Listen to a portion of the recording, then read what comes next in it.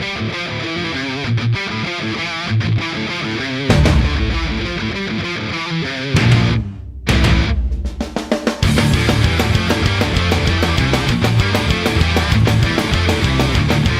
listening to 90.9 FM, WIRQ, Irondequoit's home for new music and great classics. It is now time for a little, extra dose this week of Cuse in the morning, for the ones listening on the radio, and for the ones watching this on the podcast. We had some technical issues with getting it on, online on the podcast, but for those who listen to the show on the radio, you're going to hear a little extended version of it today, so I guess that's good to hear me again, twice in a week. My voice is a little I kind of strained it this weekend, but hey, I'll do the best I can, and here to deliver you some good sports news and a lot going around this week in sports in general, which I'm really glad to talk about because it's not just about the NFL anymore. And I am your host, Mike, and let's get things started. So, as I usually do in this show, I would like to, obviously, give you guys some updates on some scores, because why not, right? So, let's get right to it then. NBA had, I believe it says one game here, but I believe there are more.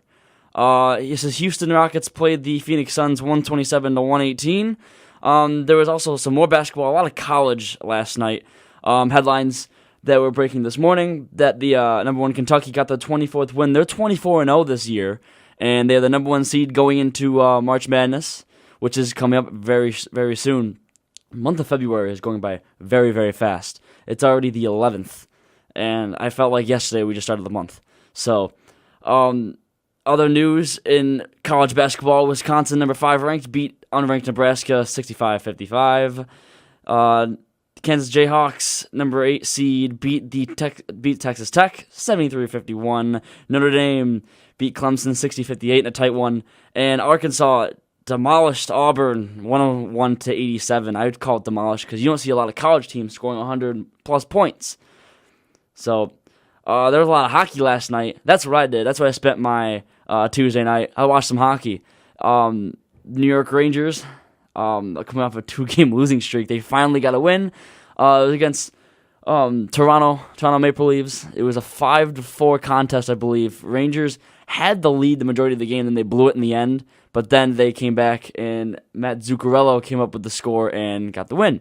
So that's great for being a Rangers fan, and it was a good hockey game. But in other news, other hockey, I guess I stay on track with that. The red hot Nashville Predators got another win last night, 3-2 in overtime against Tampa Bay Lightning. They are looking like a dominant team so far in the second half of the season, and that is a team to look out for. Dallas Stars beating the Boston Bruins 5-3. I call that an upset. Canadians beat the Flyers 2-1 in overtime. The Flyers are a wreck this season, and that really is all for hockey that was going on last night. I did mention, since I'm on the topic of hockey, that the Rangers have a key injury in Henrik Lundqvist, their star goalie, who had a neck injury after being hit by a puck and is expected to be back in a month. And again, that's a big hit. That's why New York isn't doing too well this week. First week without him, and now they did come up with this win. It's a very key victory they had to last night against Toronto, who is looking like a decent team this season. So now that leads to my question: Is every game going to be relying on Keeley mainly only the offense for New York? And yeah, I guess yes, because they don't have Lundqvist, who is really their anchor. Any goalie on any hockey team is your anchor. So without that, their offense needs to score quickly, and which they did last night. They scored the first couple opening minutes of the first period in Toronto, and they held them.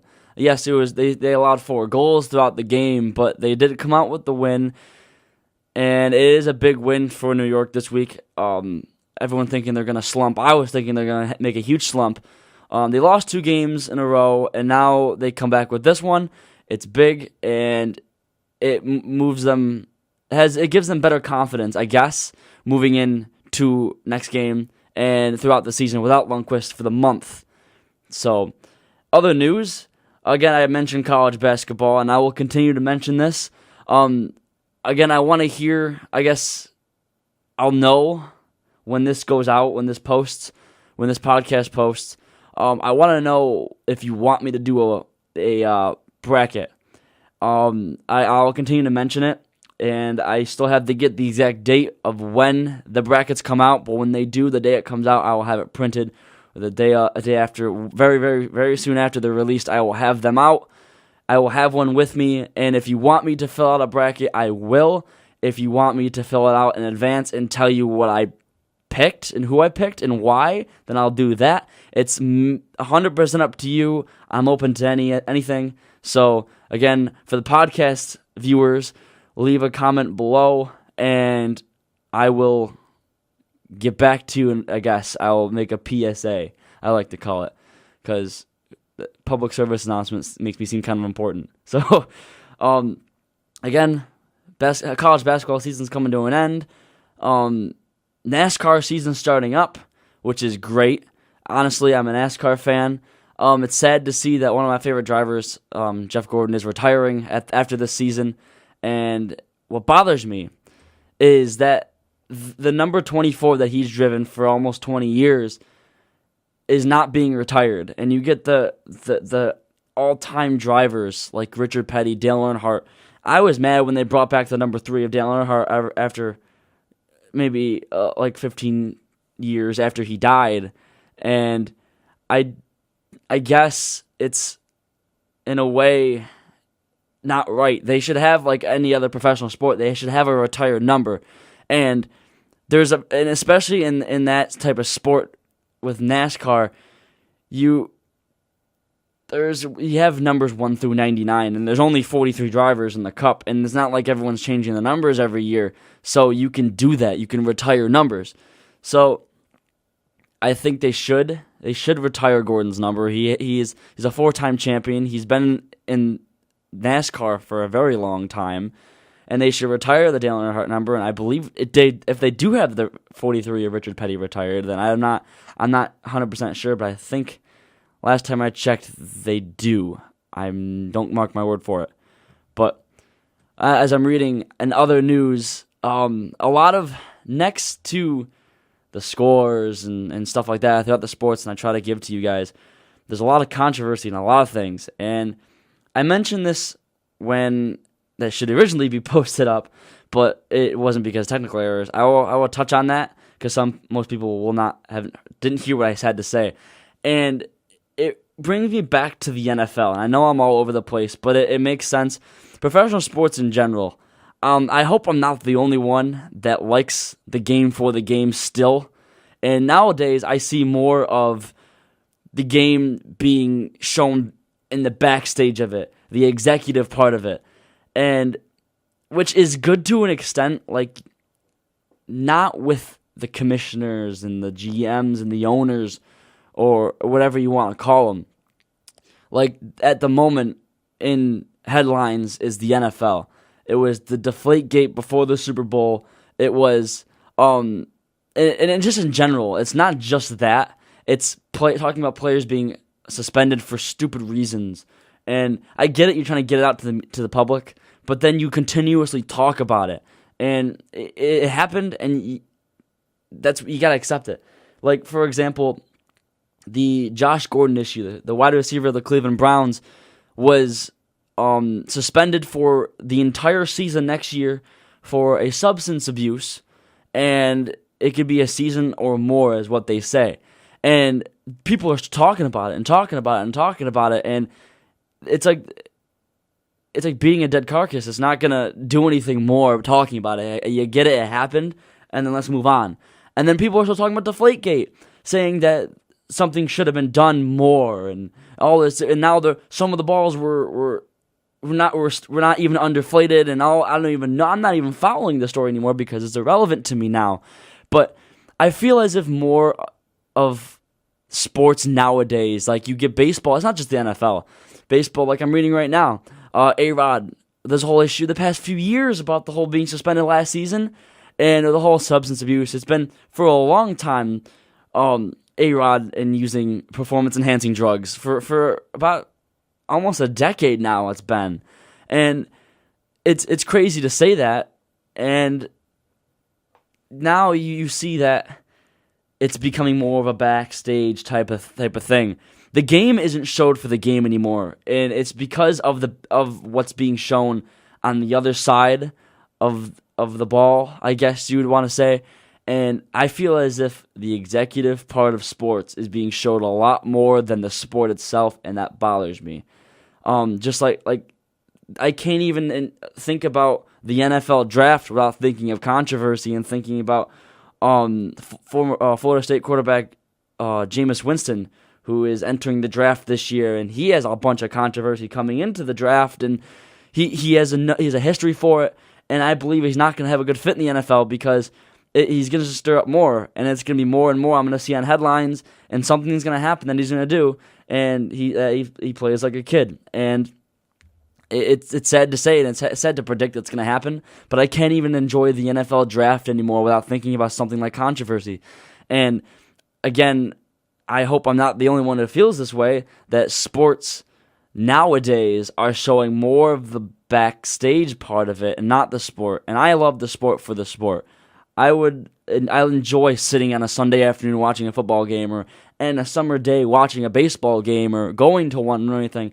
But you can't get through it without thinking something that's going on backstage, and it bothers me. It's not the sport anymore. It's in the last couple of years has been more about what the owners and the commissioners are going to say, and that's all people talk about. You don't. I can't tell you the last time I saw a SportsCenter top 10 playlist. That has lasted more than 60 seconds, and it's very sad. And maybe a minute and a half. Maybe I'm exaggerating, but I'd rather see a show full of plays and the game and not turn to ESPN and see someone being charged or someone being arrested for something stupid. Or it's like I came to watch ESPN and SportsCenter to watch sports, not the news. I could watch the news on my own time. I don't want it brought to the sports world, and I can't control that. And people make dumb mistakes, and you can't control that. But again, the way they publicize it, they can. Maybe bring it up, maybe say it once to get it out there so people know, and then leave it alone and talk about something else, because there's a bunch you can talk about. So that was my little rant. I had a lot more to say about it before, 2 days ago, but then the audio got kind of messed up for the podcast. So for those listening to the radio and heard my rant, you're gonna hear it again. So you heard it again. That's really it. But in other news, and on a brighter note, trying to move on from that, I'm also looking at some pretty cool, interesting things. MLB All-Star Game is going to be in Miami in 2017, and I believe this year. I'm not sure where it is this year. I'd have to go check. And last year it was in Minnesota, and that seemed like it was a good game. It was a good game to watch. The All-Star games are always fun, but baseball is coming back. February 18th, yes, the 18th. So that's a week from today. Major League Baseball. So next Wednesday, spring training starts for most teams. I know if you're a Yankees fan, they start the 20th. And for me as a Mets fan, they start the 18th as well as most of the teams. I think Boston starts the 18th as well. So they're all going down to Florida or Arizona to play and getting ready for the season. And I'm excited. I'm excited to watch some baseball again. Excited because that means warm weather's coming up, right? And looking at it right now, there's snow, and it's not time for baseball. It's February, but spring training, they have to go down to Florida and play some baseball, which I want to do. But baseball's coming back. I'm excited. Spring's coming, right? But that's one thing to look forward to as well. And I'll have a lot more to talk about once baseball starts and analyzing a bunch of spring training games and talk about that as well. So, also in other news, for the, basketball-wise, George Karl, who's been a coach of many teams in his NBA career, is now possibly getting a job in Sacramento as a Kings coach. Surprisingly, the Sacramento Kings are not doing so bad this year.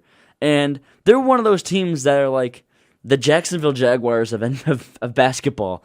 But there's a lot more of those very bad teams in NBA than there are in any other sport, I believe. I mean, you have the Philadelphia 76ers, you have the Kings, you have, it used to be the Golden State Warriors, but now they're doing great. I'm trying to think of other teams.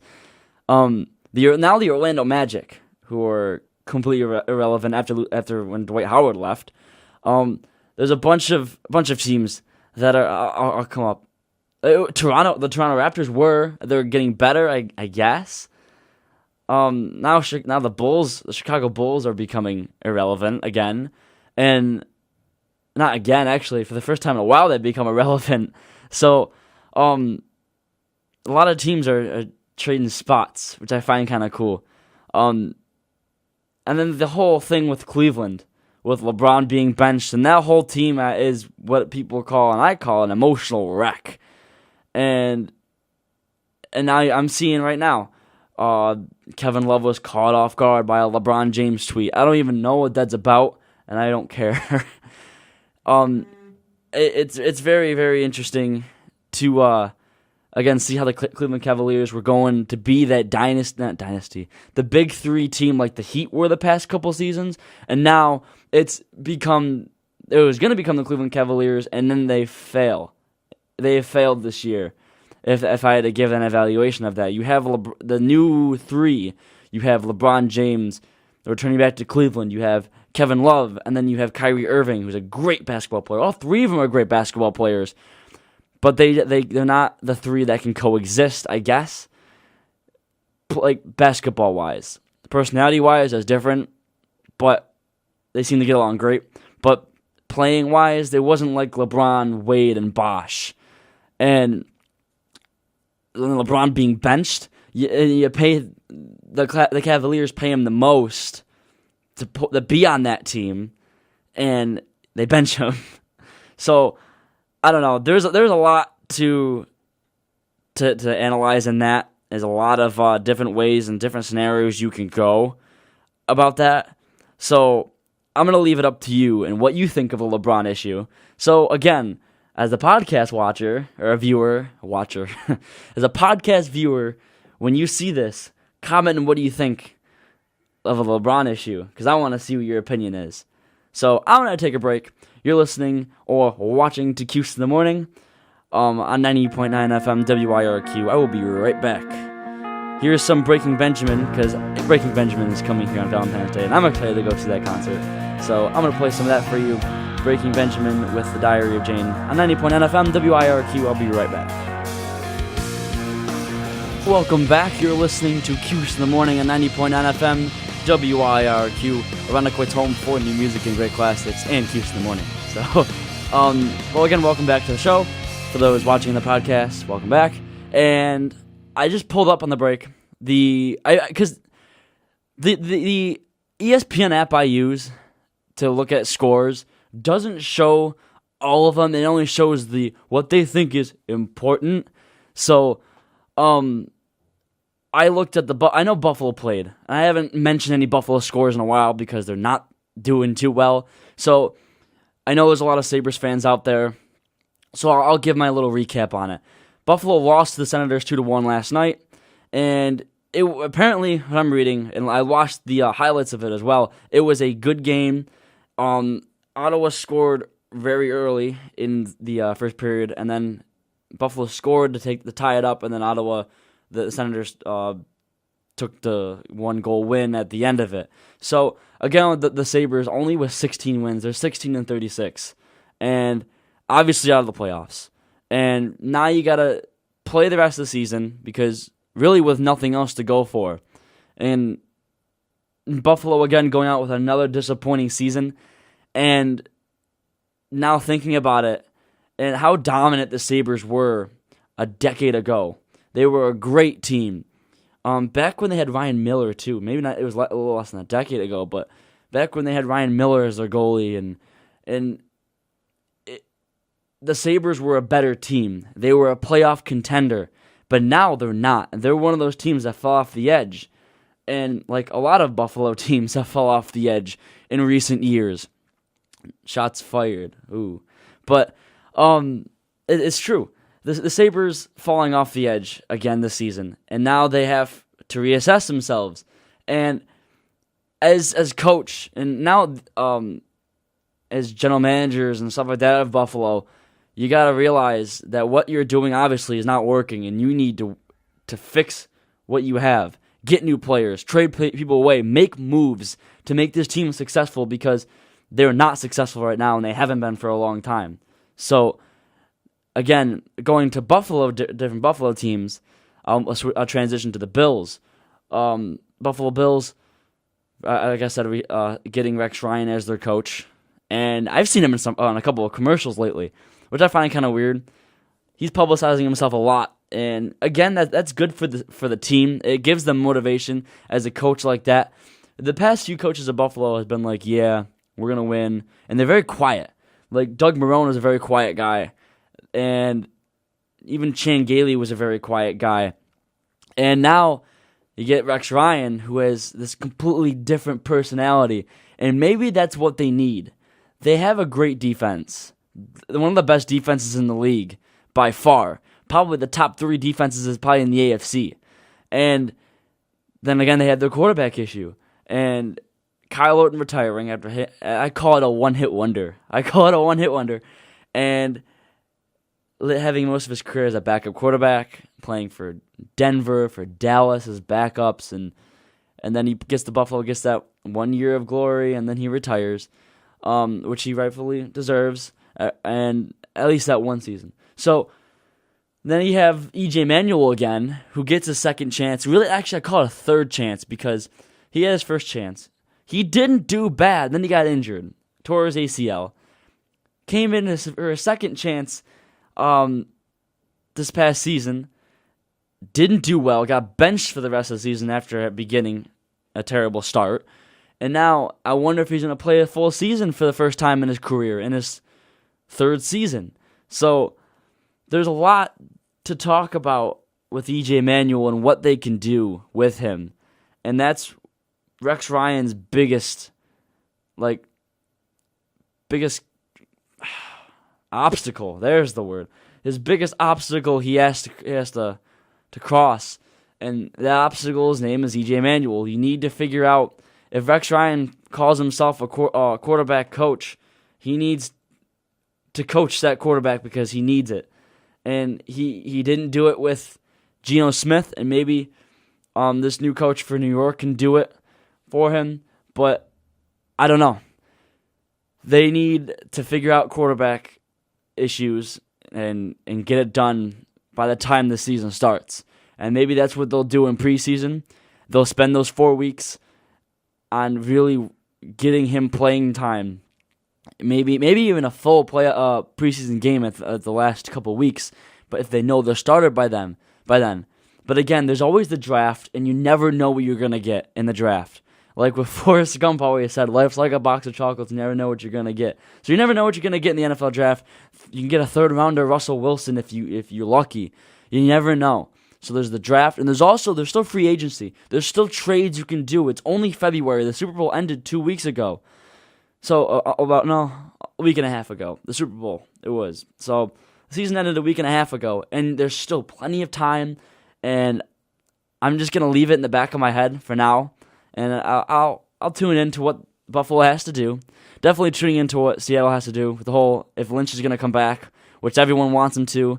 And it's almost like Peyton Manning. They don't know. No one knows if he's coming back. And also to touch on that, the NFL Combine is this week, and Peyton Manning wanted to meet with Denver executives before the Combine and talk about his future. And they want him back, but they're not going to force him back. So, again, if Peyton Manning retires, with a great career he has, but many players say he's got a few years left in him, which I believe he does.